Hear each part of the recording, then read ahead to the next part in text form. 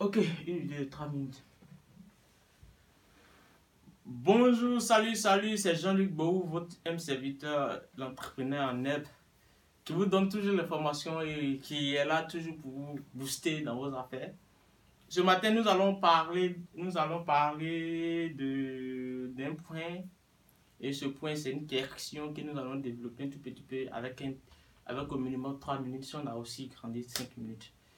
Parce que vous m'avez fait confiance et j'ai vu que j'ai posté 2 vidéos sur mes 2 livres que je vendais et les liens sont sur la précédente vidéo et je vais remettre encore les liens des livres en bas de la vidéo et ceux qui sont intéressés, toujours intéressés à voir et d'aller cliquer et télécharger le livre. Les livres coûtent de 8 € à 10 € seulement et ces livres vont faire du bien et c'est pourquoi nous sommes là, vous m'avez fait confiance.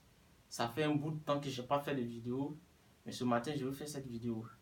Et ce point que nous allons parler ce matin, c'est comment définir et mener à bien vos sous-étapes ou vos micro-objectifs. Ce qui veut dire, ici, on entend parler de micro-objectifs, sous-étapes. Ça rime à dire des personnes qui ont déjà des objectifs, des personnes qui ont des projets, des personnes qui aspirent à investir, à quitter dans ce gouffre de familiarité et qui veut être libéral, qui veut être indépendant financier, qui veut rentrer dans un autre monde qui est le monde économique, le monde antique, le monde e-commerce, qui veut encore rentrer dans ce monde de beaucoup d'opportunités avec beaucoup de risques. Donc pour cela, il faut se faire former, il faut avoir des formations, oui, et avoir les clés pour pouvoir se lancer dans ces business, pouvoir se lancer dans ces affaires et trouver une place. Aujourd'hui, vous m'avez fait confiance et ça me permet aujourd'hui de faire beaucoup de rencontres. Et aujourd'hui, j'ai une vie heureuse. Bientôt, je vais vous présenter ma femme et vous l'aurez parce que là, c'est du costaud. Revenons à notre objectif, revenons à notre point de ce matin parce qu'il y a au moins 5 minutes avec vous. Voilà, comment définir et mener à bien vos sous-étapes ou vos micro-objectifs. Entendre parlant de micro-objectifs, sous-objectifs, ça veut dire que ce sont des petits objectifs réalistes qui sont tout simplement le plus petit nombre d'étapes nécessaires. Ce sont des étapes nécessaires à l'obtention de votre, comme on peut dire, votre but, votre principal but. Par exemple, obtenir un chiffre d'affaires mensuel qui va de peut-être de 10 000 à 20 000 euros, et de 15 000 à 50 000 euros. Ou encore pour ceux qui ont des petites réflexions, ceux qui réfléchissent un peu petit, qui disent qu'ils ne veulent pas gagner gros, de 1 000 à 2 000 euros pour eux. Mais ici, quand tu viens écouter Jean-Luc, quand tu viens écouter l'étude de Jean-Luc, c'était fait une vision de grand. Voilà. Et quand tu penses grand, quand tu aspires grand, tu deviens grand. Mais quand tu penses petit, tu resteras toujours petit. Donc la première des choses d'abord, c'est d'avoir confiance en soi et d'avoir la foi. Parce que la foi vient de ce qu'on entend et ce qu'on entend vient de ce qu'on ne voit pas. Alors cette foi-là, il faut l'avoir dans ton business, dans ton entreprise. On va dire, mais de quoi parle-t-il ce Jean-Luc? Il s'agit ici, là, d'une notion indispensable à votre réussite personnelle et au bon fonctionnement de vos activités commerciales. C'est de ça qu'il s'agit ce matin. Et c'est de ça que je suis en train de vous parler. Et pour arriver à ces fins, il y a des trucs qu'il faut faire, il y a des trucs qu'il ne faut pas faire. Il y a des manières qu'il faut avoir, il y a des manières de se tenir, de parler et de se montrer en public. Et tout d'abord, ce que moi je vous conseille, c'est d'avoir confiance d'abord en vous, avoir confiance à vos projets et l'objectif que vous avez fixé, que ça soit petit. Bon, selon moi, rien n'est petit. Mais ça sera petit lorsque tu considéreras que cet objectif est petit. Mais si tu considères ça grand, tu le verras. Donc la première des choses, c'est de bien réfléchir. Oui, bien réfléchir. Bien réfléchir est une nécessité de passer les étapes. Quand tu réfléchis bien sur l'objectif que tu t'es fixé, ça te nécessite de passer des étapes qu'il faut passer. Et ici, il y a 10 étapes à passer. Il y a 10 étapes à passer. Et parmi ces 10 étapes, il y a 5 qui sont nécessaires pour atteindre votre but. D'autres diront, mais quels sont ces 5 nécessaires pour atteindre mon but? Alors, j'ajoute des étapes inutiles. Non, il ne faut pas ajouter des étapes inutiles. Dans la vie, dans cette étude, il y a 10 étapes. Mais parmi les 10, il y a 5 qui sont nécessaires et utiles. Et ces 5 vont vous alléger le travail. Mais si vous voulez accumuler les 10, ça va vous alourdir le travail. Et ça va vous ennuyer. Ça va agir sur votre efficacité d'entreprendre et de vous fixer des objectifs et d'atteindre ces objectifs-là. Sans parler du fait que vous vous consacrez moins de temps aux choses vraiment importantes.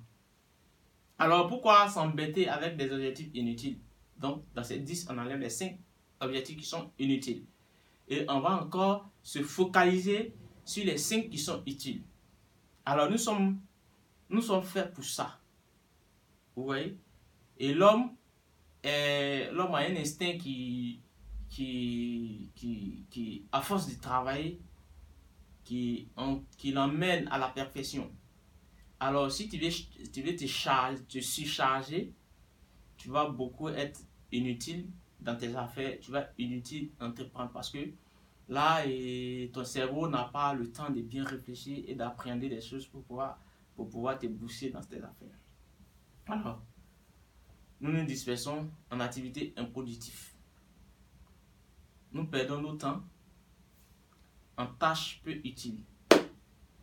Par exemple, avez-vous une idée claire sur ce que vous voulez devenir ou encore vous devez faire aujourd'hui, cette semaine, ce mois? Êtes-vous capable de dire dans ces 6 derniers mois combien de temps avez-vous travaillé sur ce que vous rapporte de plus d'argent pendant ces 6 derniers mois? Avez-vous une idée? Considérez ces questions que je pose, parce que je vais poser 2 questions. Considérez-vous ces questions. La première question, la question 1, la mauvaise. Qu'est-ce que je vais faire de nouveau maintenant?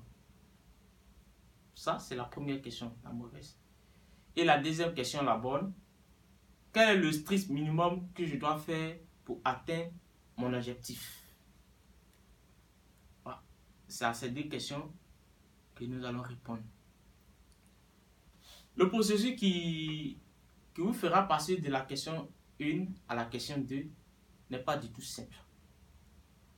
Il faut une bonne dose d'analyse critique et quelques efforts. Vous devez bien connaître votre marché, votre prospect et vos clients. Et les tactiles étayant votre stratégie globale doit être bien clarifiée. Ok? Sinon que ce n'est pas évident au premier abord. Pourtant, prends un crayon et une feuille de papier pour faire la liste de ces éléments vous donnera tout de suite une idée de vos priorités, celles qui mènent à votre réussite. J'espère qu'on se fait comprendre. J'espère que vous me comprenez bien. Alors, Faites l'exercice maintenant. Voici l'exercice que vous devez faire. Un stratégie sans étape, un parcours sans balise. Risque. Un très grand danger. Ok. Donc, quand nous allons en parler, on va se dire que dans ces deux catégories, il existe des objectifs inappropriés à la réalisation de votre but principal. Les faux objectifs et les objectifs non indispensables.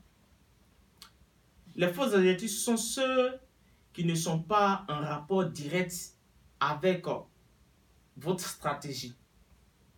Les objectifs non indispensables portent bien leur nom et ne contribuent pas directement à votre but. C'est-à-dire qui ne créent pas de valeur ajoutée ou de chiffre d'affaires. C'est une conséquence directe de la méconnaissance de votre plan d'affaires et d'une mauvaise étude de marché. Alors, ces objectifs inappropriés vous font perdre votre temps et votre énergie en alourdissant inutilement vos charges de travail. En travaillant plus, vous obtenez donc moins. Alors, il est donc vital de connaître votre but principal pour ne faire que ce qui est indispensable à votre réussite. À retenir. Une fois que votre objectif principal est clairement défini, tout c'est clair. Vous savez, quelqu'un pourrait le dire, la mauvaise pensée nous permet d'apprendre, mais aussi ça contribue à une leçon. Et celui qui prend conscience de ses mauvaises pensées a désormais une réflexe un peu éligible, un peu éligible, oui, prêt à accepter et à répondre, à reconstruire. Quand une tierce personne a envie, a la rage de créer, d'aller en avance. Alors, vous prenez des décisions plus rapides, vous progressez plus vite et vos résultats s'améliorent. C'est normal. En vous focalisant sur votre objectif, vous faites tout pour le réaliser et uniquement ce qui est nécessaire pour le réaliser. Alors ce matin, c'est ces deux questions que je voulais partager avec vous. C'est ces deux questions que je voulais vous proposer. Et si vous aimez la vidéo, likez la vidéo, abonnez-vous massivement à ma chaîne. Et cette leçon continue. D'ici, j'attends vos likes, vos partages pour pouvoir faire continuer la vidéo. D'ici là, restez connectés. Car le second point que nous allons utiliser après votre like, c'est la possibilité de l'échec.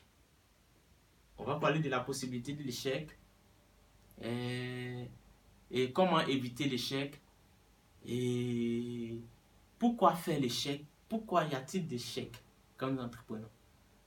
Alors, je vous invite à télécharger votre livre. Ouais, les liens qui sont en dessous de la vidéo, il y a 2 livres, 101 idées de business. C'est les coûte que 8 € à 10 €. Ici là, à tout à l'heure. Bisous, bisous à vous. Ciao. Ah, princesse.